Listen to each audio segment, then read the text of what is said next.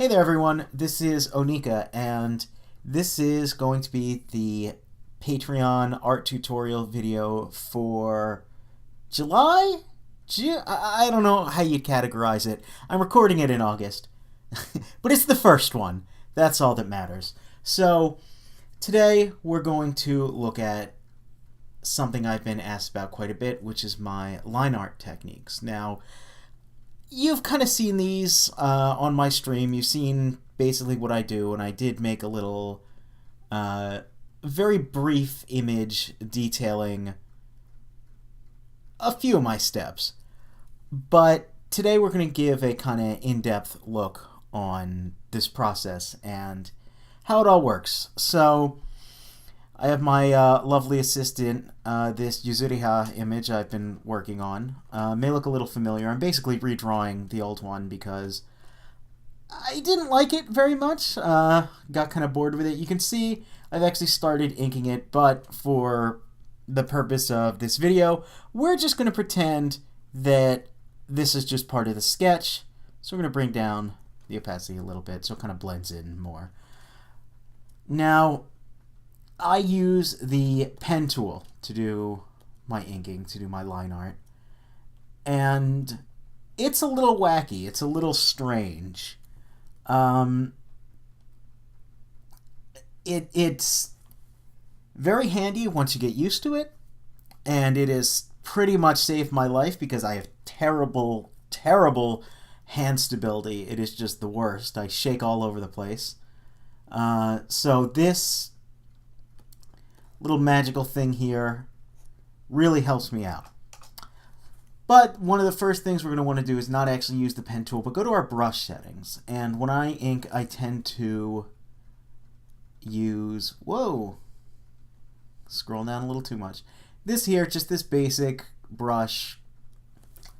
You can see over here in our brush settings, there is shape dynamics, pen pressure, and then I'll set my eraser to the same thing. Now, one of the first things I would suggest doing is just kind of familiarizing yourself with how this controls. Essentially, how it works is you click to make a little node, and then you click elsewhere to make another node. So you can make solid lines like so, very straight lines. Another thing you want to make sure is you want to set up here, you want to set this to path. This top menu, I don't know what it's actually called. I don't know what a lot of the things in Photoshop are actually called, but I know how they work. So yes, make sure the pen tool is set to path, and you can pretty easily get the idea. Okay, you just it's kind of like connected dots. Now, how do you make a curved line? That's a little different. After you make your first node and you go to make your second node, hold down the click. Now, I'm using a tablet pen, so I'm just kind of pressing the pen onto the tablet. But if you're using a mouse, I'm sorry. I haven't used a mouse in so long. But yeah, you hold it down and these little things come out, these little control points. And each time you make a new node, you want to hold down for a little bit and kind of pull these out. Now, what is kind of cool about these is these are, if you hold, my keyboard's a little screwed up, but I believe this is control.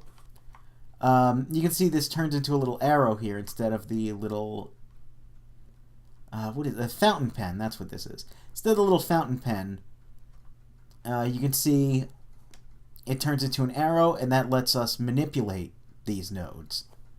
So let's just kind of mess around with this and try and make this, a little more round, just to kind of get the idea across. And one of the other really cool things about this mode is you can see these little control points pop up again. You can pull these out or squish them back in to make the line more or less round. So once you kind of get the basic ideas of how this works, you can see why I would ink like this. You can essentially see where your lines are going to be before you even make them, before you even have to commit to them. Now, once you have a shape that you kind of like, we're getting sort of into a Sega Dreamcast logo over here, inadvertently. I swear, it's just in my blood. Next thing, you might be like, okay, that's cool, but how do I turn this into an actual line? Well, first off, let's make a new layer. It's very easy. You just right-click, and then you go to Stroke Path. Now, this little thing comes up, gives you some options, but we're just going to keep it on brush for now. And simulate pressure. This is important. We picked a brush before with shape dynamics, meaning that, let's just hit cancel here, meaning that, if I press hard on my tablet, it's a more solid line. But if I go kind of lightly, you can see it's a thinner line. When we go back to right-click Stroke Path, if we do Simulate Pressure and keep that on, you can see it has this sort of fade out that occurs. Now, if we go to Stroke Path without Simulate Pressure checked, you can see it's a solid 3-pixel line. This is going to be handy for a few things we're going to do, but it's important to know the difference. And it's important to make sure, when you go to Stroke Path, just keep note if Simulate Pressure is checked or unchecked. So now that we're kind of, familiar with it, and you can just take time to just, figure out how to use it. You don't have to get everything perfect in the first few clicks because, again, you can always go back and manipulate the nodes, which is very handy. And again, definitely saves my life. Once you're comfortable with that, you can move on to your sketch and start actually inking. Now, if you're, memes, you've seen a lot of memes. You're the meme where Captain America's sitting down and he's like, so, you merged your line art to your sketch layer? Well, we're going to avoid that forever. We're going to go over here and now you can already see that I have a group for my line art that I've been doing on my own. But make a new group. And in that, first double click the name. We're going to call it Line Art in all caps so we never forget. Then we're going to make a layer inside of it. And let's say, we don't have that other group. Let's just try and merge this down to some of our sketch layers. Look, we can't. We can't do it. If we try and go over here, can't merge it. Over here, can't merge it. Good, that's what you want. Never again will this be an issue. You'll never merge the sketch to the line art ever again because you put it in a group. You used your head. You were smart. It's a good thing to do. That is a handy tip that I only made a habit of doing as of like last year. So, yeah. In any case, let's actually move on to the inking. Let's start with the sort of outline of the face here. And again, we're going to just go to our pen tool, make a node, and go to about, there's a curve that starts about here. So we're going to hold and pull down the control point until it sort of matches the curve of our sketch. And again, do that over here. And just keep kind of going until we have the sort of the chin, the cheek, the face outline complete. Now this is where the fun begins. Right click, Stroke Path. Now I usually ink with a 2-pixel brush. And a quick way to change, you can do this stupid thing, this little slider. I hate sliders. I don't like them. They're no good. I like the bracket keys. The bracket keys, if you watch this number up here, you can see I can increase or decrease the size of my brush very easily. That's a thing that some people aren't aware of. It seems pretty basic, but something not everyone knows. And we'll definitely be using that, because on lines like this that are sort of solid and I would say like are the outside of a shape, what I like to do is Stroke Path without pressure with a 2 pixel line, then switch to our brush, hit the right bracket, make it a 3 pixel line, and stroke with pressure. And you can see it's kind of subtle, but it gives us a little bit of line width difference. Now if you wanted to go really crazy with it, you could go, say, 4 or 5. And in some places we could do that. And you can see it creates just a nice line width variance, so it doesn't look so much like a computer drawing. You know, it doesn't have a super clean, super perfect look. Which is interesting because even though using the pen tool you can get super clean, there's times where you actually want to do stuff like this to sort of vary up the line width to make it look a little more natural. Let's move on to the nose here. Let's zoom in. And I want this to fade in a very particular way. So I'm going to stick with my 2 pixel brush, and I'm going to stroke path with pressure, and then I'm going to make another node down here, and I'm going to do another stroke path with pressure. That way we get sort of a fade up top, and the line remains more solid as we go down. Now here's a little fun technique. We're going to create another layer, stroke path without pressure, and we're going to kind of erase up here a little bit so it's even more solid. So you can create a sort of controlled fade only where you want it to fade out. Because the way the simulate pressure works is it creates a very even, if I can go over here, if I do stroke path, simulate pressure, it creates a perfectly even fade in and out. But sometimes you don't want that. So a thing I'll do sometimes is stroke path, simulate pressure like that. There's thunder outside. Hopefully the power doesn't go out. And then create a new layer, turn that off, and you can have it only, whoops, erased a little too much. But you can have it only fade in from the one side. That is a technique we're going to be making use of. Let's zoom out a little bit. Not perfect, but you can see the difference. That's a technique we're going to be making use of quite a few times. Boy, it was bright and sunny out when I started recording. Now it is a downpour out there. That doesn't matter for the video though. So we're going to continue with this side of the nose. We're going to bring this up to, I think 3 pixels would work good here. Simulate pressure. And if we want to have a little effect of ink sort of welling up where 2 lines meet, we can actually take the same path we had before and move this node here where the 2 lines would meet.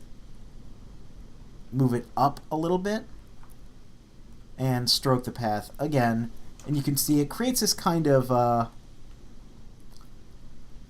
this kind of appearance of, if you've ever inked something by hand, a lot of times where 2 lines will meet, the ink sort of collects and makes a sort of thicker line.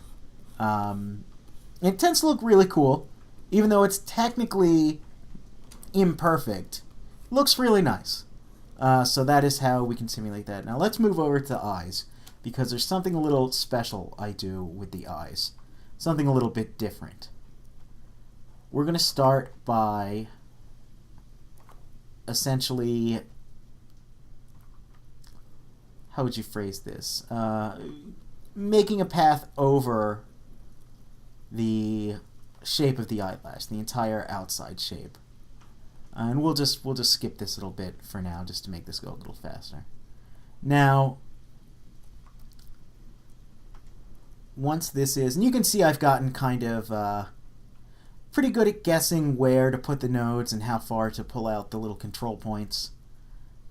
But again, the good thing is you can always go back if you decide, well, I want this to go in a little more. I want this, you know, to be a little thicker.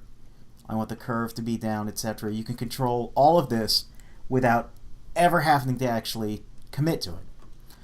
But now we're going to use a slightly different technique. Instead of stroke path, we're going to go to fill path. And we just, yeah, this is just telling us, okay, we're going to use the foreground color, 100% opacity, etc. So that's fine. And hit OK.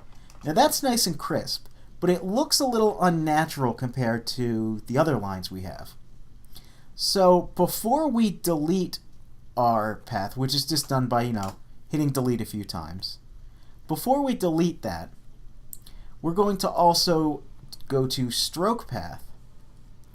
And that just gives it kind of, you know, the softer look that the rest of our lines have to, again, kind of prevent it from being this ridiculously crisp image that is just going to look silly. And if you are eagle-eyed right there, you might see that I actually did that on the wrong layer, but that's fine.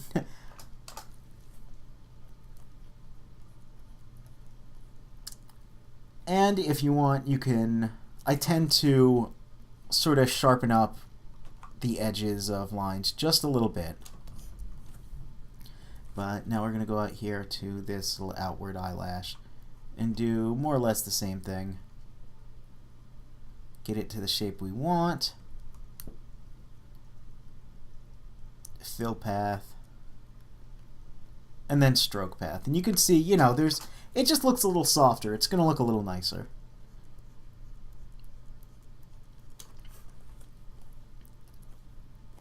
Down here, this little bottom eyelash is a little different. What I tend to do here, once we get the shape, is, yep, we're at 3 pixels. Stroke path. Let's go with pressure first. And then I'll tend to thicken it up by making another path here. Sometimes you'll want to make a few paths just to make it look a little more like an actual brush stroke. But again, it's kind of up to you. It's up to how clean you want it to be.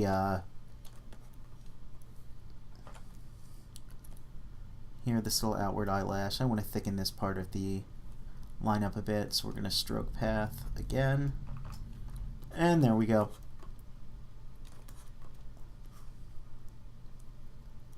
We're going to bring this way into the eyelash here because I want this to sort of fade out into it. What's my brush at? 3? That looks a little thin. Let's go back to 4.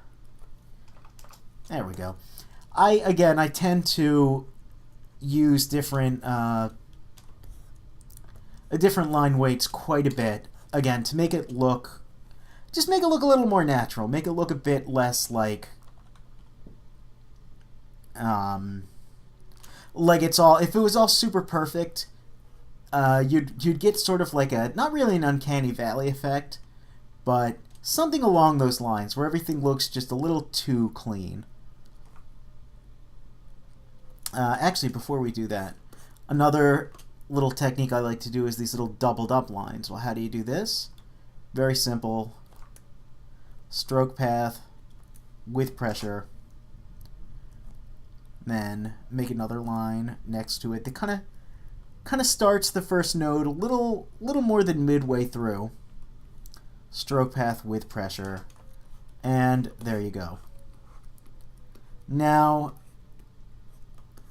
there's only really one other technique left, which will be right here. We've kind of done this before, but let's look at it again. So I want this to sort of fade in at the hair, but then be a solid line when it comes down over the eye and over the face. So what I'm going to do is stroke path, simulate pressure on, make a new layer, stroke path without simulate pressure, delete the path, and then just sort of erase down until, you know, looks nice like that.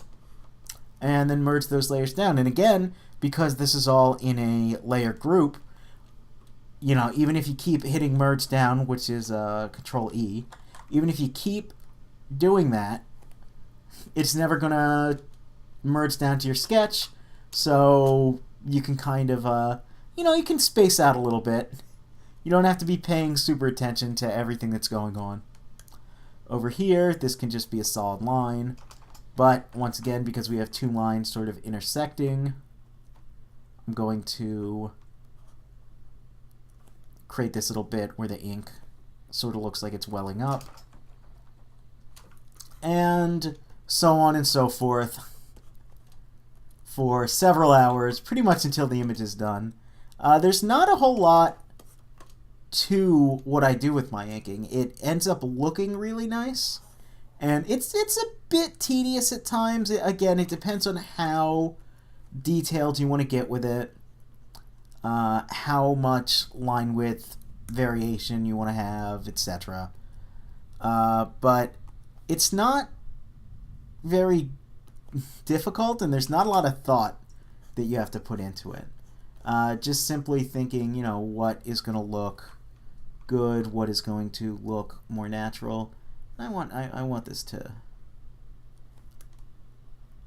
fade out a little more into the hair there. There we go. But that's more or less it. The only other real interesting thing, I guess, that I do is when I create the iris here, I actually go over to the shape tool and I use ellipse, and I get it, you know, about the shape I want. You can free transform, you can rotate it a little bit. I tend to like rotating it and sometimes going to distort, just again to make it less of a natural perfect circle, or ellipse is technically the technical term. But I make that about where I want it, and then I tend to go to, if we're using a 2-pixel brush for almost everything else, I'll go to maybe 3, and then I'll make a new layer, stroke path, and then maybe 6. Then I'm going to stroke path with pressure. And you can see it makes this dark line, this thicker line at the bottom. Well, I don't want it at the bottom. I want it at the top. But since this is, you know, a sort of a perfect ellipse, I can go to rotate 180, and we have that now at the top. And I can just erase this bit here under the bottom eyelash. And now I'm going to come in with my my 6-pixel brush, and I've started kind of liking the look of outlining the little the shine in the eye. Whoops! See, slippery fingers there. And I like it having like a lot of really thick line around it like this. So you can see how I kind of do that. And then just fill in the little gap here. And go over to the other side. Create this little arc. And even though you might think this is super tedious, you can see how when I'm not really detailing every single step that I'm doing, how it goes relatively quickly. Because again, there's not a whole lot of thought involved in this. And there's not, because you can manipulate every line you make before you have to commit to it, you don't really get that, well, you know, the good old-fashioned, this thing I've seen a lot of people do where, you know, you're like, okay, don't like that one, undo, don't like that one, undo, don't like that one, undo, don't like that one, undo. Okay, that's pretty close, but not close enough, undo. Uh-oh, the prior one was closer, but now I can't go back to it, undo. You know, you don't get any of that. You just get simple, okay, put the node up there, put the other node down here, manipulate it. Yep, that looks pretty good. Go back. I'm going to do stroke with pressure, 3 pixels. make a new layer, go back down to 2 pixels, no pressure, and then just erase up here. And, you know, you can see that was much faster. So even though it does take a little bit of time, you're also saving a lot of time because you don't have to worry about undo, redo, etc., etc., etc. The only other, and let's just turn off these other layers. And you can see, yeah, those are nice, you know, pretty nice looking lines. Now, we can go back in here and we can clean these up a little more. I tend to like making this thinner, so we can just go in with an eraser. And sometimes I make this a disconnected line, sometimes I make it a connected line. Just kind of depends on how I'm feeling. And of course there's a few more details in these eyelashes I could add, but you know, just for the purpose of a video, I'm not going to go and ink this entire thing and make it, you know, several hours long. But you can see in a relatively short amount of time, we've gotten these really nice, clean lines. The only other real technique I can think of is for, let's zoom out a little bit and go to a very long line like the legs. This is just going to be, again, just a slight variant on what we did before. Just pull these control points out and get around here.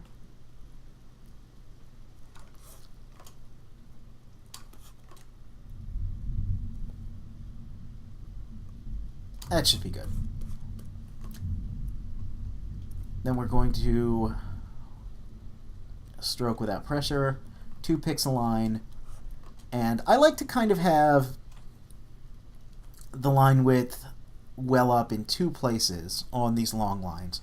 One is sort of more in the middle, like this, and the other, I like to do it, is things like bends, places where it'll sort of bend out, like the knee here, so we can sort of just, you know, redraw over this line with our nodes, stroke path with pressure, and there you go. And you can see,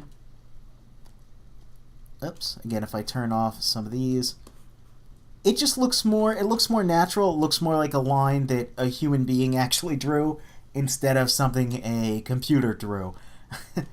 Which is, you know, is important for illustrations where people are going to be looking at it for a while, more than just something like an animation frame. I talked about with doing animation frames, you don't really want any line width variance, and that's because you're not going to be looking at one frame for very long.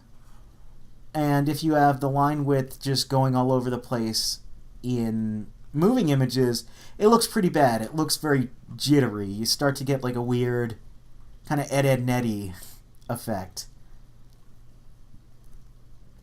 But with an illustration, you actually want a lot of line width variance because it just makes it look more dynamic, makes it look cooler.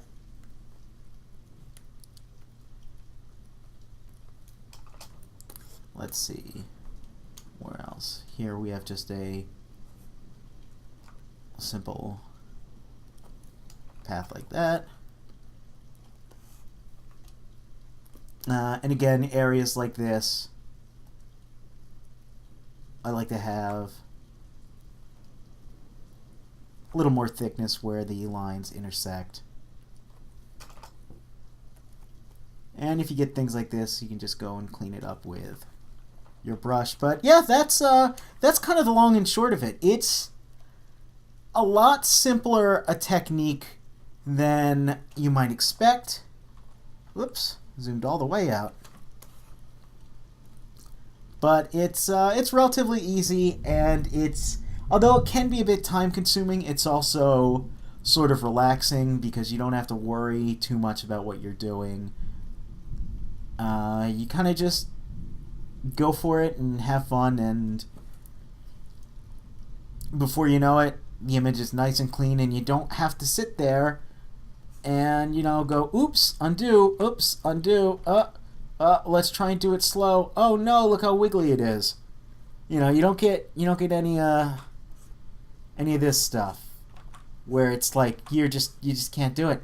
You're like, well, let's go kind of slow. Nope, still too wiggly.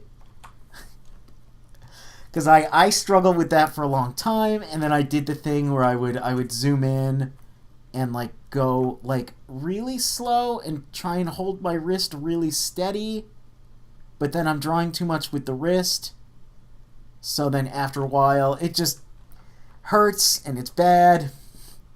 But yep, that's it. That is a look at how I do my line art, my somewhat famous, I don't know.